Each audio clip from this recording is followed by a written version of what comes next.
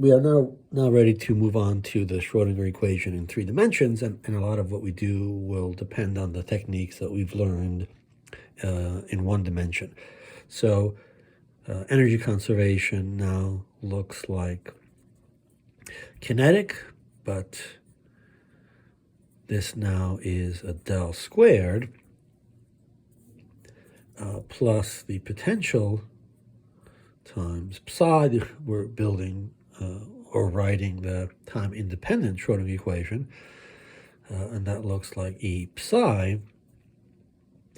And if we want to think of the time-dependent Schrodinger equation, then this left-hand side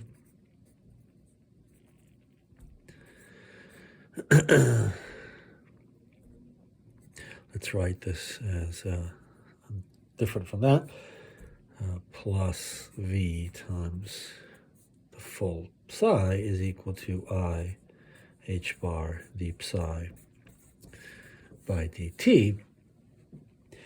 And now we can specify the potential in various cases, and we'll use the same technique. So let's say we have a particle in a box. So here's the box. It's forced to live in this box.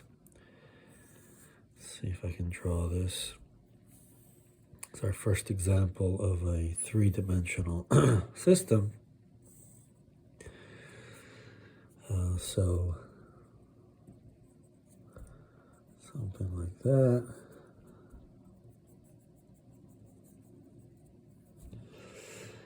Let's say that so this is the x direction, this is the y direction, this is z, so now we specify to the x, y, z coordinates. Let's say the length in the x direction is a, the length in the z direction here is c, and in the y direction it's b. So those are the dimensions of the box.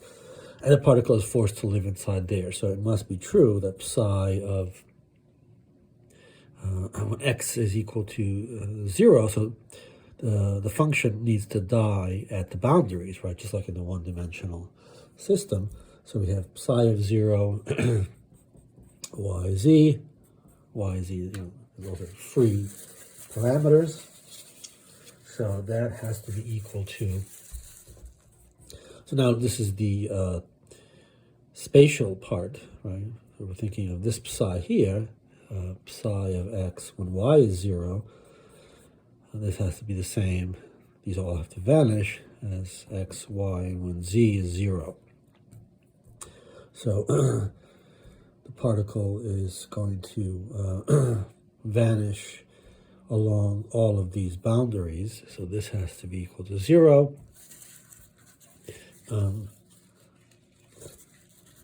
Psi when x is equal to a, right?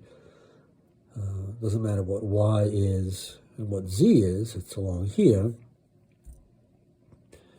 That's equal to 0, but that's true of any x and z such that y is b, right? So y is b, we are here, x and z along that boundary, and then psi of x, y, and z equals c, that also has to be equal to 0. So now we can invoke separability. So we can say the solution, psi of x, y, and z, of the time-independent Schrodinger equation is some function of x, some function of y, and some function of z. Oftentimes it's written like that. And then we'll plug this into the Schrodinger equation and get our conditions. And that looks like minus 1 over this x function, h bar squared over 2m, second derivative of this x function, which is only a function of x, and x minus 1 over the y function, h bar squared over 2m, second derivative of the y function, and y minus 1 over z, second derivative of that z function, and z, and that has to equal to E, right? And so what we see is that these are just separately these are three equations that we're familiar with. So let's write this,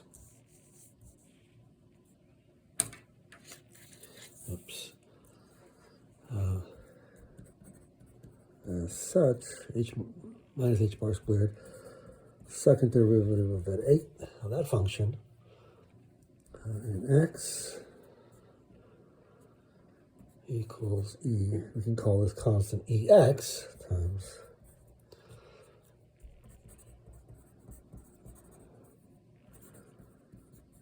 of y and y, that's equal to some other constant times y function, and minus h bar squared over 2m for the third one, that's equal to this other constant because of separability, and we know what these solutions are. So these are just three separate one-dimensional prisms, or infinite square wells. So it's 2 over a. We know what these. We can read off the solutions immediately because we've solved these systems. So it's nx pi x over a. What the y function is equal to square root of 2 over b sine of ny pi y over b, and the z part of this is 2 over c square root sine of nz pi z over c. And so we also know what the energies are because we just take them from the one-dimensional system that we already studied. So it's just h squared nx squared over 8ma squared, the y constant is h squared, ny squared over 8mb squared, and the ez constant is h squared and z squared over 8mc squared. And so the total energy of this object in this three-dimensional box is equal to h squared over 8 times the mass times nx squared over a squared plus ny squared over b squared plus nz squared over c squared, where nx and y and z can be 1, 2, 3, 4, and so on, and we'll explore that in more detail.